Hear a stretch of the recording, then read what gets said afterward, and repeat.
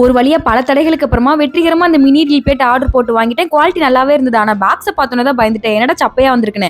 அதுக்கப்புறமா ஓப்பன் பண்ணி பார்த்தா தான் பார்ட்டா கழட்டி குடுத்துருக்காங்க. அத நம்ம தான் அட்டாச் பண்ணிக்கணும் போல. கடந்த 1 1/2 மாசமா 2 தடவ ஆர்டர் போட்டு ஒரு டைம் ஆட்டோமேட்டிக்கா கேன்சல் ஆயிடுச்சு. இன்னொரு டைம் அந்தமான் வரைக்கும் வந்து உங்க பார்சல் மிஸ் ஆயிடுச்சுன்னு சொல்லிட்டாங்க. எப்படித்தானோ தெரியல.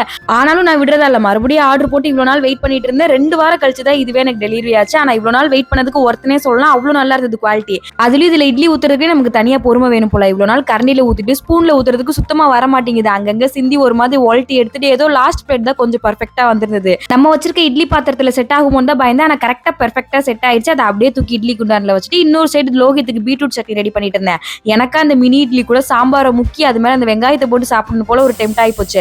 அதனால எனக்கு தனியா டிஃபன் சாம்பார் ரெடி பண்ணிட்டு இருந்தேன். ஆக மொத்தத்துல என்ன கதைனா லோகி ஸ்கூலுக்கு போறான்னு ரீசன் வச்சு எனக்கு தேவையான எல்லா கிச்சன் பொருள் ஆர்டர் போட்டு ஒன்னொன்னா வாங்கிட்டு இருக்கேன். அதுல முதல்ல பணியாரக்கல், இப்ப அந்த பிளேட். இதுக்கடுத்து லிஸ்ட்ல ஒன்னு இருக்கு. அது என்னன்னு வாங்கிட்டு ஷேர் பண்றேன். அவ்வளவுதான். பாய்.